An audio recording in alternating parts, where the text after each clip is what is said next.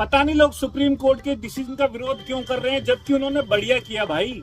यार मैं जब अपना एसएससी का एग्जाम देने के लिए जा रहा हूँ अपने दोस्त विराज के साथ, जिसे झज्जर जाना है क्योंकि उसकी पढ़ी लिखी पत्नी जिसकी 50,000 तनख्वाह है, उसने उस पर एलिमनी का झूठा केस कर रखा है।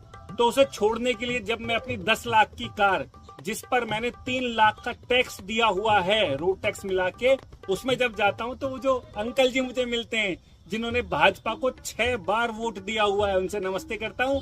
और आगे बढ़ने पर वो बेचारे जो कावड़िया मेरी गाड़ी को तोड़ देते हैं और फिर इंश्योरेंस क्लेम में भी मदद करते हैं। तो बाद में जब मैं ऑटो बस से जा रहा हूँ तो रास्ते में मुझे पता चलता है टेलीग्राम पर कि मेरा एग्जाम कैंसिल हो गया है लीक होने के कारण।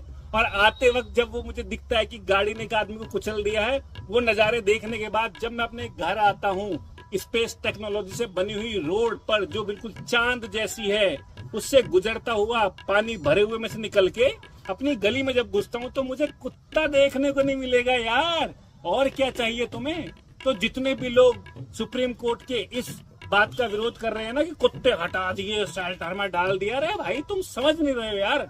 जो भी इसका विरोध कर रहे हैं ना, अथू, तुम में ज्ञान ही नहीं है यार, तुम देश को बढ़ता हुआ नहीं देख सकते। क्या किसी जज की पोती या पोते को कुत्ते ने दौड़ाया? इस प्रश्न के उत्तर में जज के आदेश का तर्क मिल जाए। कोर्ट में जिस तरह के शब्दों का प्रयोग हुआ है वो पूरी तरह से मोटिवेटेड। यही कोर्ट बाकी हर समय सरकारों को पहले नोटिस देता है कि इस समस्या के समाधान हेतु आपके पास क्या प्रबंध है। इस बार 8 सप्ताह का समय दिया। आवारा कुत्ते हर दिन 10,000 लोगों को भारत में, 2,000 लोगों को दिल्ली में काट। इससे कई गुना अधिक लोगों को इनके लार टपकाते दांतों से भय लगता है। आप इन्हें कम्युनिटी डॉग्स कहकर रोमांटिसाइज कर सकते हैं, पर है ये आवारा ही। और इस विषय में कोई भी पक्ष पूर्णतः गलत या सही नहीं है। 7 लाख कुत्तों को पालने के लिए हर दिन प्रति कुत्ता यदि 20 रुपए का भी खर्च आता है तो 3 बार में यह 4.2 करोड़ होता है। इनके रहने के लिए सरकार के पास कोई शेल्टर नहीं है। इसका खर्च, इन्हें संभालने हेतु लगे डॉक्टर, सफाई कर्मी आदि ये करते चले जाएं तो यह खर्च प्रति वर्ष हजारों करोड़ का होता है। कुत्ते को वैक्सीन देना, कुछ प्रतिशत को नपुंसक बनाना एक उचित मार्ग है जिससे उसकी जनसंख्या न बढ़े। 7 लाख की संख्या के पीछे स्पष्ट रूप से इसी नकारी नगर निगम का भ्रष्टाचार होगा, जहां इन्हें नियंत्रित करने का सारा पैसा बाबुओं ने खाया और इसकी संख्या बढ़ती रहे। बात यह नहीं है कि केवल 54 लोग मरे हैं रेबीज। बात यह है कि एक बार जब कुत्तों का झुंड आपको दौड़ा भी लेता है तो वह ट्रॉमा आपके साथ रहेगा और बच्चे तो आजीवन भय में रहते। उसकी कोई वैक्सीन नहीं। हम अपनी सरकार को भी जानते हैं जो संभवतः इन कुत्तों को या तो कभी पकड़ नहीं पाएगी और पकड़ लिया तो रखने की जगह ना होने के कारण अंततः इन्हें मार देगी। फर्जी डॉग लवर्स को समाधान नहीं चाहिए क्योंकि उनका लक्ष्य 5 रुपए के बिस्कुट खिलाकर रील बनाना है। जब पृष्ठभाग में 2 दांत घुसेंगे सारी लवरई बाहर आ जाएगी।